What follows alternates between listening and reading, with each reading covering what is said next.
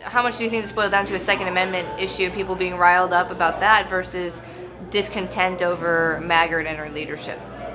Oh, I think the Second Amendment was just a symptom of it, but it was a very prominent symptom.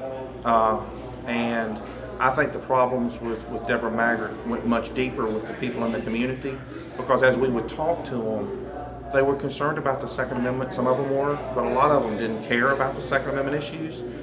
But there were lots of other issues, and it came down to merely Representative Maggart's personality and her style of management and her relationship with the citizens of this district. And what we found was a lot of them just wanted a good alternative.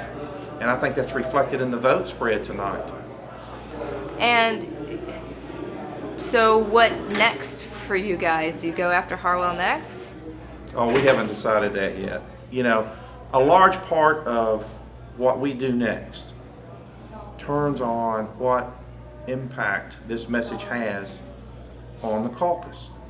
Because we could foresee a situation where the composition of the caucus changes and they say, hey, leadership, Harwell, McCormick, Casada, even Ramsey, y'all taking us down the wrong path, and we need to get back to our base. We need to be listening to our constituents, and you're taking us down the path of big business and FedEx, and that's clearly the wrong path for us to be on.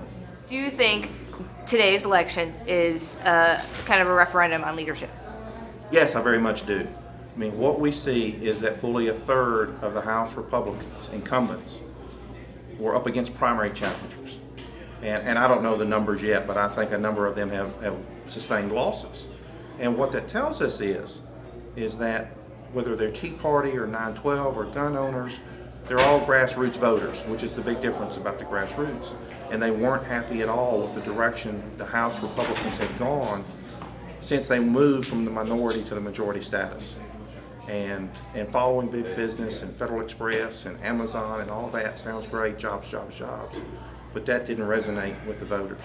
Well, if you look back, there was an article that the Tennessean reported several months back that had Deborah Maggart and Gerald McCormick in it, and the two of them were talking about how that the incumbents, the Republican incumbents, had earned the right to be reelected, and we're not seeing that reflected in the vote in many instances.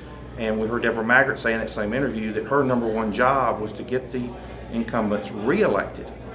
And what we see here tonight is a glaring example that if she thought that was her number one job, she couldn't even do it for herself. So there's a lot of dissatisfaction, I think, with the voters and the constituents with where this Republican majority is headed. And I think they better start paying attention to it, because the voters may not be very tolerant of it in 2014. Do you think at all that this is really an opportunity for you guys to also support candidates who would support unseating Harwell and McCormick as leadership?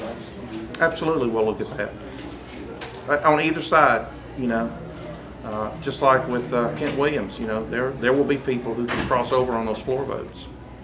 And we don't know where leadership's going, but I think we see a message tonight with Maggart is that there's a lot of people that think leadership was going in the wrong direction.